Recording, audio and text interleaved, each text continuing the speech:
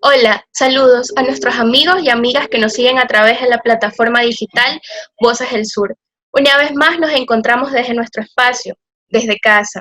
En esta ocasión tenemos el agrado de hacer un análisis sobre el caso Sofía Spin y los desafíos políticos de las elecciones electorales de 2021, con la ex asambleísta por Guayas de la bancada de la Revolución Ciudadana, la ingeniera Sofía Spin. En estos momentos nos conectamos con ella desde México, país donde reside actualmente. Sofía, bienvenida al canal Voces del Sur. Un gusto. Estimada Carolyn, estimado Stalin, gracias por esta entrevista. Es un gusto para mí estar con ustedes, con este programa alternativo de medios digitales, Voces del Sur, conversando sobre las injusticias que han ocurrido estos 3 años de gobierno contra una tendencia progresista como la de la Revolución Ciudadana, y también conversando sobre lo que va a pasar en las próximas elecciones y los peligros que hay en la democracia en el Ecuador en este momento. Bueno, en esos momentos también quiero saludar a mi compañero Stalin Miranda, que se encuentra desde el norte de la ciudad de Guayaquil. Hola Stalin, un saludo a la distancia, ¿cómo te encuentras? ¿Cómo está, Carolyn? Un saludo también cordial a usted y sobre todo pues también a Sofía, también darle la bienvenida como usted ya le dio respectivamente, pero sí es grato hablar con ella temas de interés y sobre todo con respecto a la situación que a ella le ha tocado de vivir en estos últimos 3 años. Bueno, recordemos que la ex asambleísta Spin fue destituida por la Asamblea Nacional con 94 votos por una supuesta incompatibilidad de funciones en noviembre de 2018. Enfrentó una instrucción fiscal por el presunto delito de fraude procesal. Pese a esto, planteó una acción de protección para recuperar su cargo de legisladora, pero le fue negado. Ingeniera Sofía, para entrar en materia, a usted, en primera instancia, se le acusó de haber visitado a la ex agente de inteligencia Diana Falcón. A ver, la pregunta en concreto es que si usted considera que en realidad ese fue el argumento suficiente para una destitución. Sí, gracias, Carolina, por la pregunta. El tiempo siempre pone las cosas en su sitio, ¿no? Hace unos pocos días encontramos una denuncia muy fuerte de medios en el Ecuador en contra de, y una filtración de información de denuncia en contra de cerca de 30 asambleístas que han recibido por sus votos asignación de puestos, construcción de hospitales, ¿no verdad? Ha habido una repartición del Estado, asambleístas determinados. Si es una denuncia que ha puesto digamos, alerta a todo el Ecuador, lo ha dejado estupefacto, que es una cosa que se escuchaba, pero que no se investigaba, porque hay que decir que esto se escuchaba desde incluso cuando yo estaba en la Asamblea Nacional. Y aquí traigo a colación, y lo tengo aquí a la mano, el artículo 127 de la Constitución. Este artículo da alrededor de 7 causas para destituir a un asambleísta. Este artículo también está en la ley de la función legislativa. Solo hay 7 causas para destituir a un asambleísta. Por si acaso, ofrecer, tramitar, recibir o administrar recursos del presupuesto general del Estado implica destitución. Gestionar nombramientos de cargos públicos implica destitución. Visitar a una persona privada de la libertad, que es el motivo por el cual me empiezan una investigación en la Asamblea Nacional y luego de manera irregular me destituyen, de manera injusta, pasándose por encima del proceso, no es una causal de destitución. Entonces, todo el tiempo pone las cosas en su lugar. ¿Qué usaron ellos para destituirme? Usaron el numeral 1 de este artículo, el artículo 127 de la Constitución, que dice desempeñar ninguna otra función pública o privada, ni dedicarse a sus actividades profesionales si fueran incompatibles con su cargo. Entonces, ¿por qué usaron esto? Nos decían que la visita de 15 minutos a una persona privada de la libertad significa que yo estaba haciendo otra función. Pero ese no es el espíritu de este artículo, que es un artículo que se lo debatió en la Asamblea de Montecristi y también en la Constitución anterior. El espíritu de este artículo es que usted no puede ser nombrado para nada más en la función pública. O sea, usted solo puede ser asambleísta. Entonces, una visita de 10 minutos a esta persona privada de la libertad no constituía motivo de destitución. Por supuesto, como había una mayoría con los socialcristianos, con CREO y otras fuerzas aliadas, más los morenistas, obviamente consiguieron hacer mayoría para destituirme y pues obviamente un linchamiento mediático y una sentencia mediática como la que se dio en contra mío, y posteriormente un proceso penal. Entonces es muy importante lo que está ocurriendo en este momento, porque los que sí deberían ser investigados y de descubrirse que efectivamente ellos han puesto coidiarios o familiares en esos puestos públicos de hospitales, de registro civil, de eléctricas del país, deberían ser destituidos. Eso sí lo dice la Constitución, eso sí lo dice la ley de la función legislativa, no el motivo irregular que por vendetta política y por odio político se aplicó en contra mí. Creo que tiene silenciado el micrófono. Ahí. Sí, sí, gracias, Carolina. Sí, efectivamente, Sofía, pues la situación que usted tuvo que vivir pues ha sido complicada, una situación muy difícil. En varias ocasiones en entrevista, pues usted ha dicho que pertenece a la clase media en la cual pues uno tiene que trabajar día a día. ¿Cuál es la situación que usted enfrenta ahora o cómo está pasando en México pese al asilo que tiene allá? Bueno, la situación siempre es compleja. La gente piensa que porque uno es un político o accede a un puesto, tiene los recursos suficientes para afrontar un sinnúmero de abogados en el campo penal, abogados para asesorarme en este proceso de destitución, abogados para defensa internacional, y no es así. La Revolución Ciudadana llevó de la mano, como es una expresión que vino desde abajo, que vino con la gente, que vino con profesionales, básicamente está llena de clase media, de una ciudadanía de clase media como yo. En el momento en que me destituyen, obviamente me dejan sin los ingresos que tenía como asambleísta. Yo estaba a cargo de mi casa, de mi madre, de mi sobrino, y entonces eso se complica muchísimo.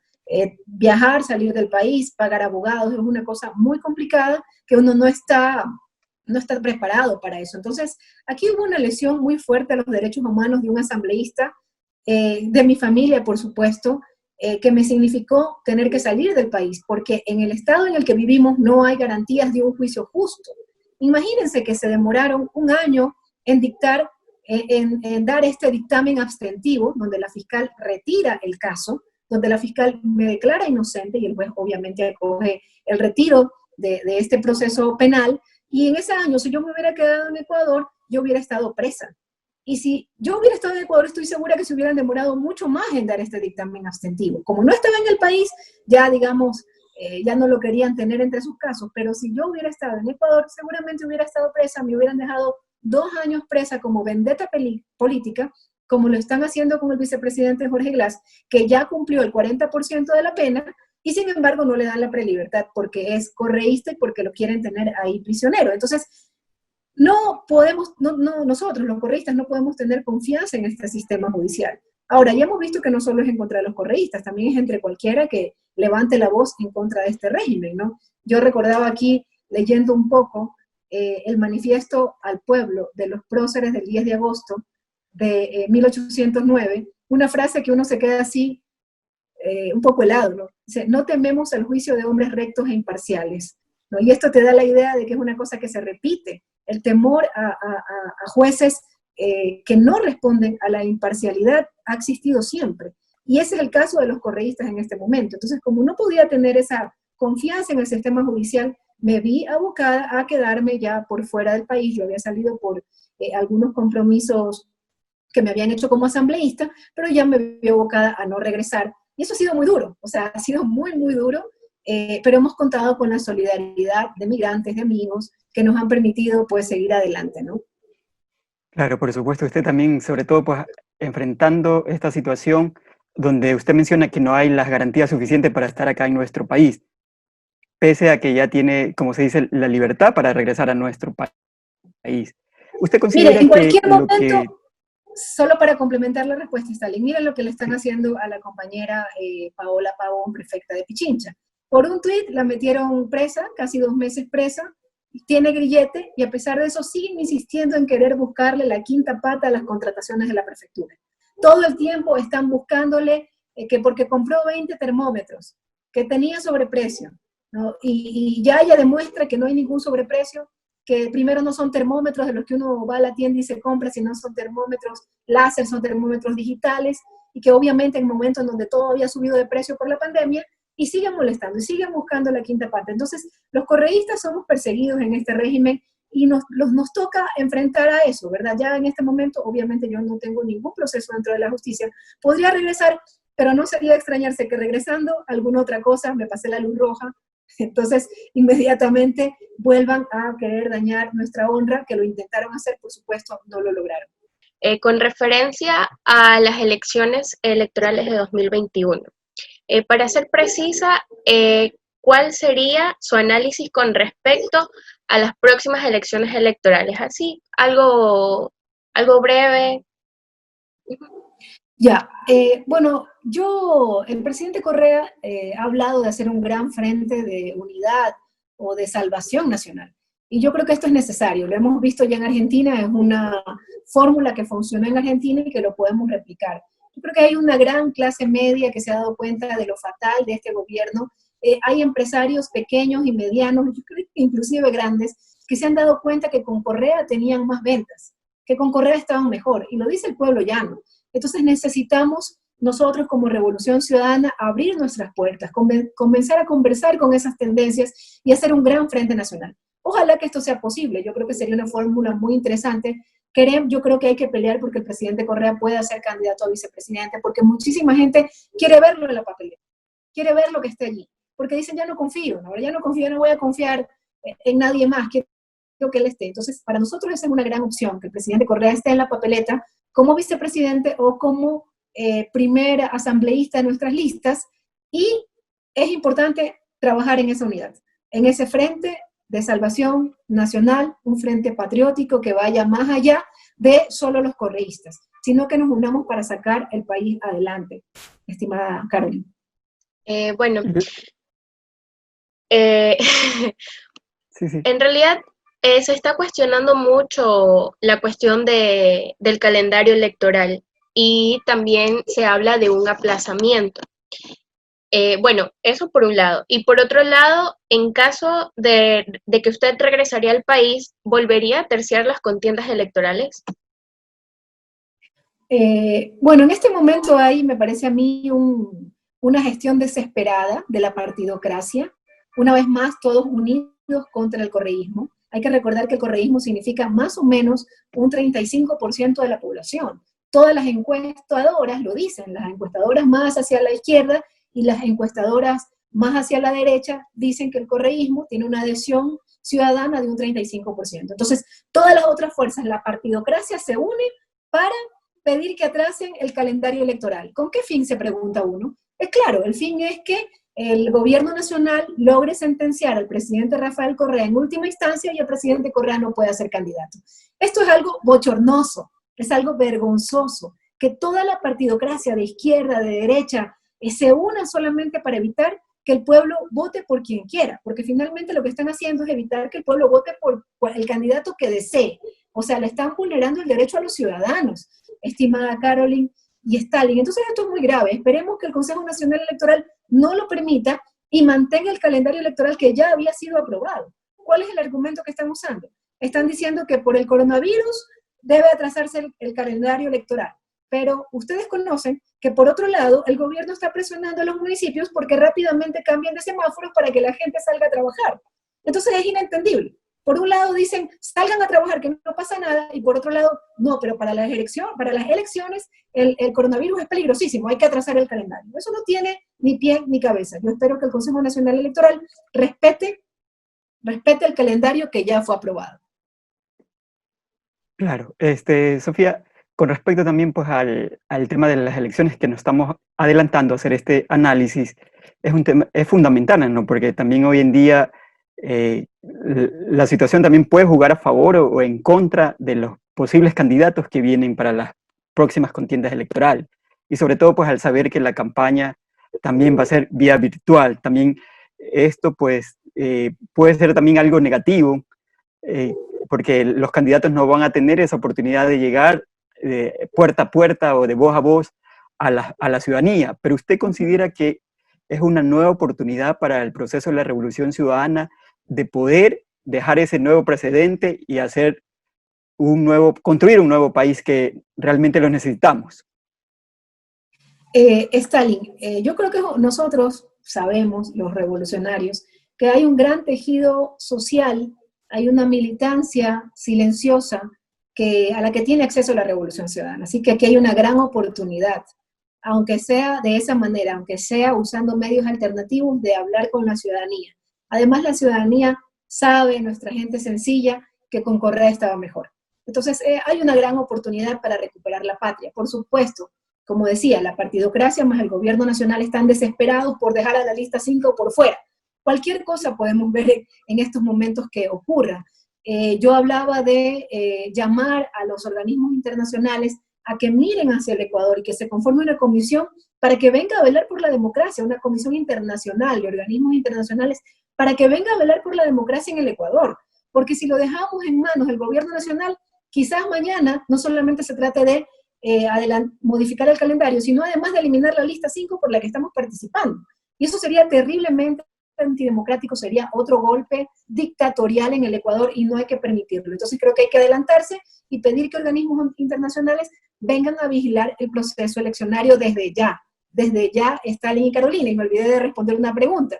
Si yo sería candidata, bueno, eso ya dependerá de las bases y también obviamente de nuestros líderes, del presidente Rafael Correa, dependerá del buró. Eso ya lo decidirán ellos en su momento. Vamos a esperar el tiempo. Eso nuestra militancia lo tendrá que decir en conjunto con el presidente Correa. Bueno, hablando un poquito acerca del calendario electoral y el tema del coronavirus, actualmente usted decía que, por un punto, el CNE impide, intentan, por así decirlo, como que aplazar el calendario electoral y también por otro lado usted decía la situación aquí en Guayaquil que pues el municipio dice que debemos de salir a trabajar. Es como que una contradicción. Entonces, en ese sentido, aún en las elecciones 2021 todavía no está definido si se harán cambios en la votación ante la pandemia del COVID-19. Y el consejero Verde Soto dice que están en una situación de indefensión, pero hay dos propuestas. La primera es que las elecciones sean mixtas y presenciales y telemáticas. ¿Okay? Y por otro lado está que se deben realizar los comicios en 3 días. ¿Cuál usted cree en este caso que sería la mejor opción? Bueno, hay otras propuestas también. La que está haciendo la presidenta de la Revolución Ciudadana, de la lista 5, de Compromiso Social por la Revolución Ciudadana, la compañera Vanessa Freire, que es que se extiende el horario, en primer lugar. Y en segundo lugar, que se abran muchos más recintos electorales. Entonces nosotros nos iríamos por esa. Primero, no creemos, la ciudadanía no confía en el voto electoral. Ahí sí tocaría implementar todo un sistema para el cual no se han hecho pruebas, no ha habido un proceso de revisión de ese modelo digital para votar. Entonces no confían. Yo he hablado con muchísimas personas, he visto muchísimos programas, la ciudadanía dice, no confío. Segundo, hacer en 3 días también lo vuelve muy complejo. Entonces, lo que habría que hacer y lo que habría que trabajar el Consejo Nacional Electoral es levantar muchos más recintos electorales y también alargar las horas para que pueda ir la gente visitando poco a poco los recintos electorales. Esa es nuestra propuesta, ¿no? Perfecto. Sofía, cambiando de tema, también vamos a entrarnos ahora en el tema de la corrupción. Pues hoy día se habla mucho el tema de la corrupción, no solo en los hospitales públicos, también desde la asamblea, también se ha visto en estos días como la corrupción está en boga. ¿Qué podríamos hacer pese pues a que el gobierno dice que está detrás dando seguimiento a las personas corruptas, pero no vemos esa estocada o que se dé un punto final al tema de la corrupción? Cada día más casos de corrupción vemos. Esto se debe a que las leyes no son rígidas, no son acorde a las sanciones que tienen que ir con las personas que están incumpliendo este tema y están actuando como corruptos en el país. ¿Qué considera usted que hace falta? Bueno, en realidad siempre supimos que los corruptos eran ellos. Siempre supimos que esto iba a pasar. Lo denunció el vicepresidente hace 3 años en su carta. Recuerden que él lanza una carta en agosto del 2017 y él dice, ahí por favor no repartan el país, no repartan el Estado. Él dice, el país no votó por el señor Bucarán, no votó por el señor Lazo, ¿verdad?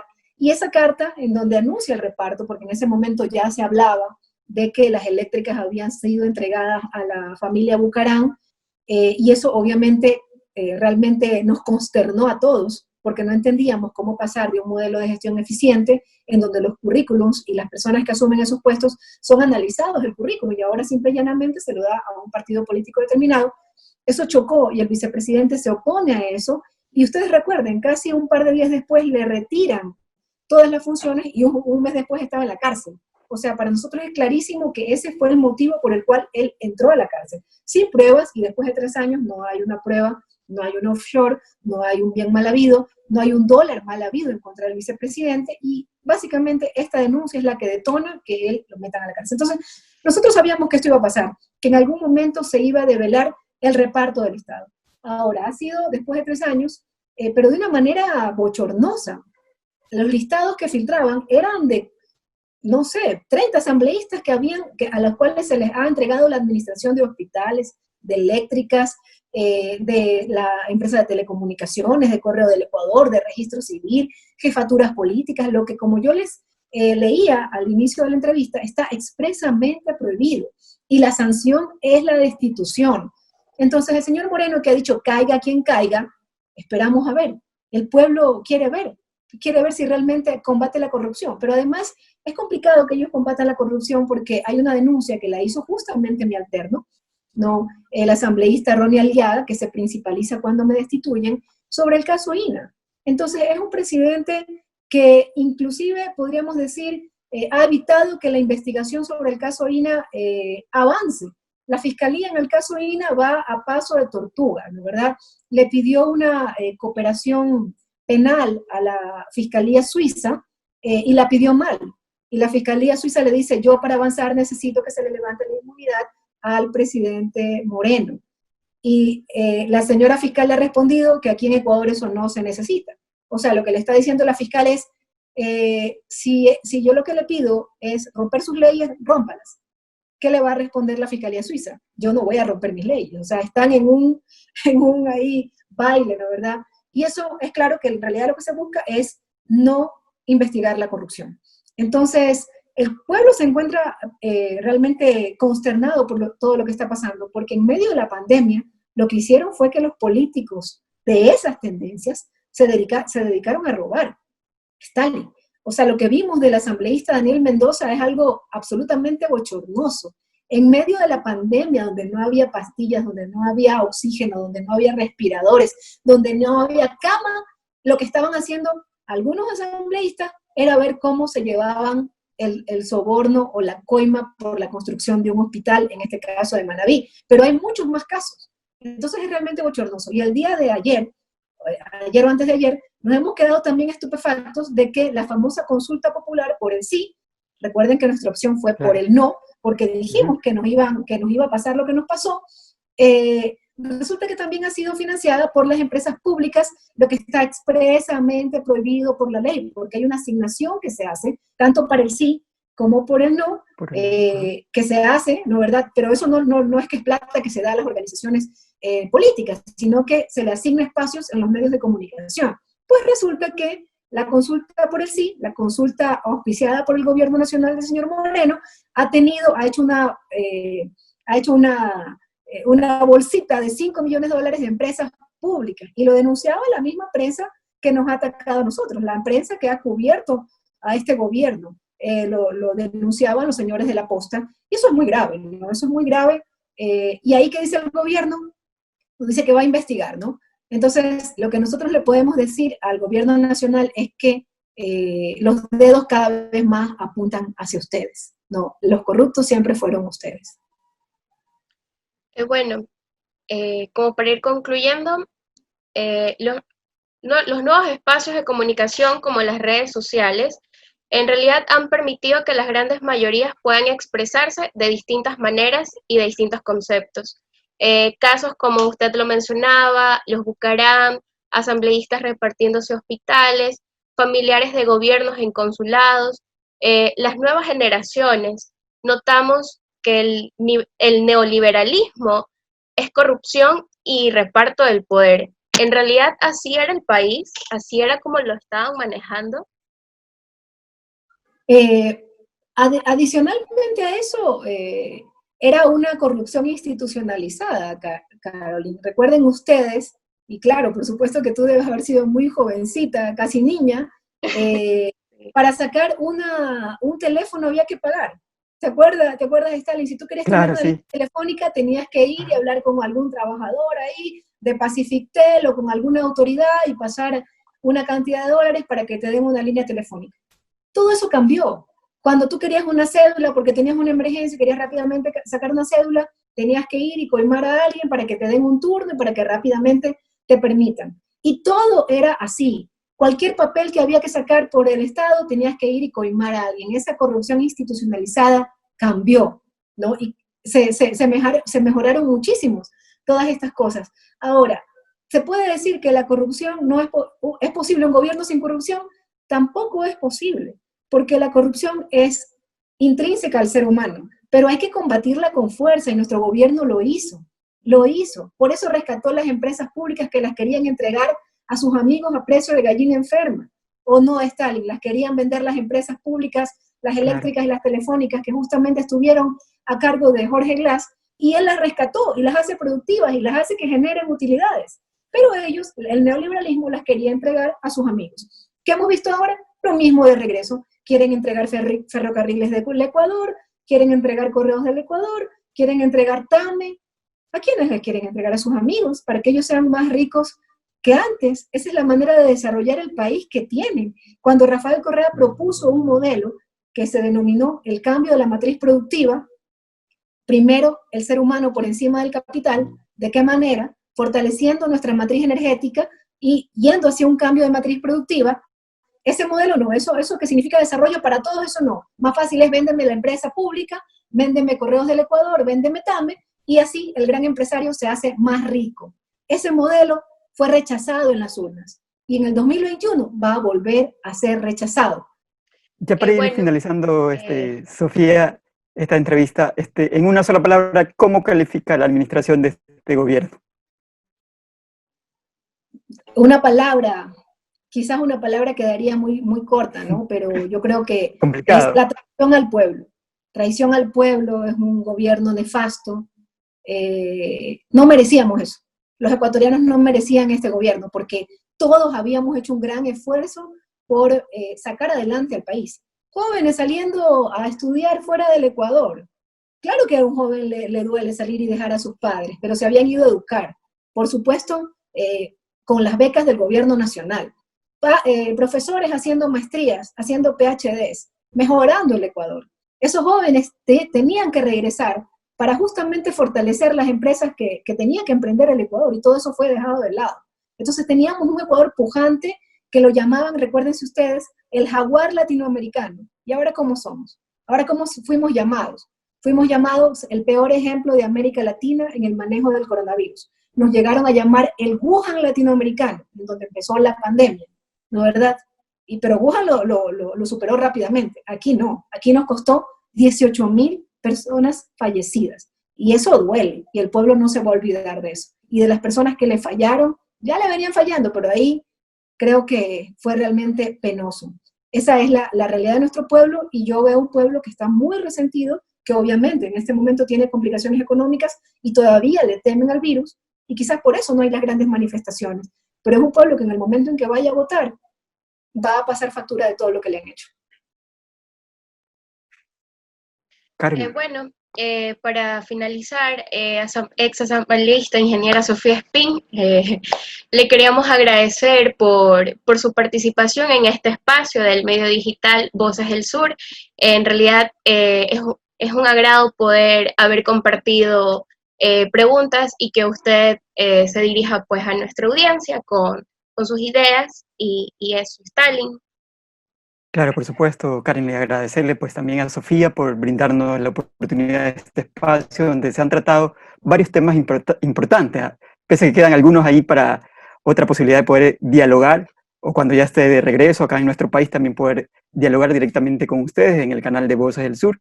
Y seguiremos trabajando también y de los espacios de Voces del Sur, pues también dando esta oportunidad para que ustedes puedan dar a conocer cómo se sienten, cómo viene actuando nuestro país en estos últimos 3 años, ¿no? Porque necesitamos cambios de inmediato y no olvidar pues que la ciudadanía también en las próximas elecciones pues son quienes deciden qué país queremos.